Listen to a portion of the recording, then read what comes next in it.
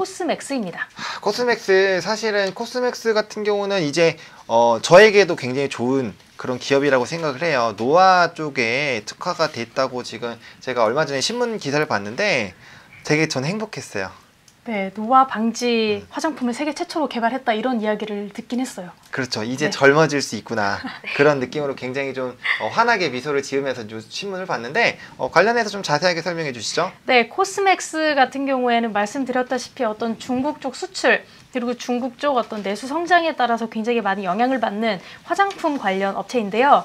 코스맥스가 1분기 한국 및 중국 ODM 수요가 굉장히 견실하다 이런 기사가 이제 점점 나오고 있죠.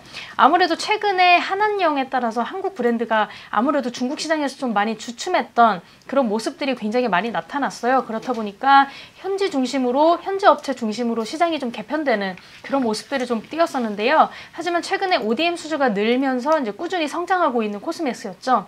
한국을 비롯한 해외 브랜드들이 지배하던 중국 화장품 시장이 현지 업체를 중심으로 재편되게 되면서 어떤 중국에서의 수주 비중이 높은 코스맥스가 꾸준히 성장할 것이다. 이런 관망들이 지금 솔솔 나오고 있는 그런 상황이죠.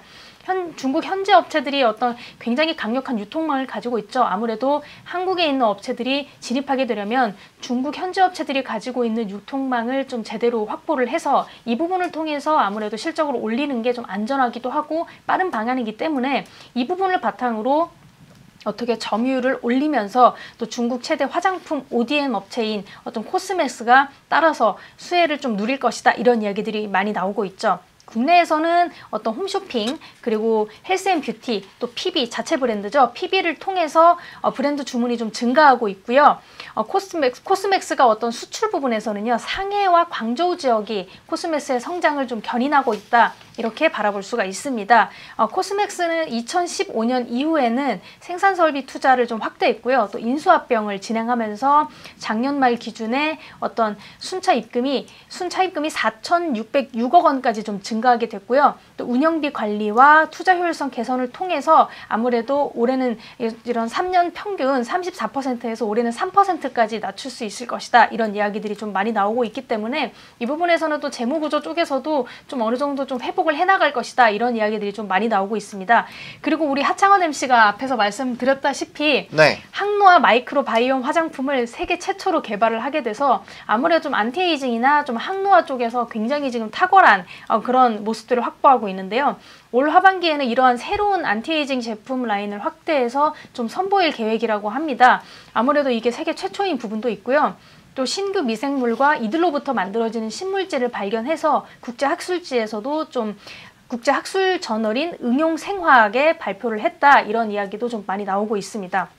아무래도 현재까지 밝혀진 스킨 안티에이징의 메커니즘과 조금 다른 대사 경로를 규명해서 아무래도 권위 있는 학술 저널인 네이처에도 곧 발표할 예정인데요. 이에 관련해서는 또 특허도 획득했다고 하기 때문에 이 부분에 있어서는 굉장히 좋은 모멘텀이 되지 않을까 이렇게 바라보고 있습니다. 아무래도 좋은 제품이 특허권까지 확보를 하게 되면 이 부분에 있어서 주가가 굉장히 탄력을 받게 될 것은 굉장히 필연적인 어떤 사실일 것이고요.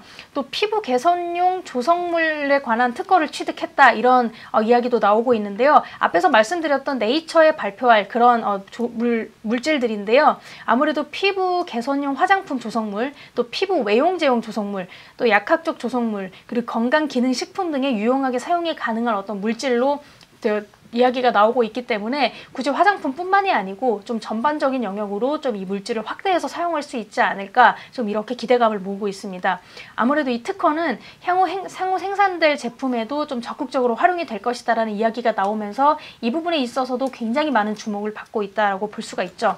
코스맥스의 차트를 한번 살펴보시면 크게 4월 5일부터 해서 크게 이렇게 좀 서서히 내리막을 좀 걷고 있다가 다시 한번 반등의 소지를 보여주고 있죠. 4월 9일 어제장 같은 경우에도 지금 다시 이렇게 오름세로 지금 돌아섰고요. 오늘장 같은 경우에는 어제보다는 덜하지만 그래도 여전히 상승할 수 있는 폭을 이렇게 좀 서서히 보여주고 있다. 이렇게 보실 수가 있고요. 일단은 코스맥스 자체가 가지고 있는 모멘텀이 굉장히 좋기 때문에 일단은 목표가는 17만 원까지는 저는 충분히 바라볼 수 있다고 보고요. 손절 라인은 13만 6천 원. 다만 매수가는 지금 현재 조금씩 좀 진행을 해주시는 게 어떨까 하고 말씀드려 봅니다.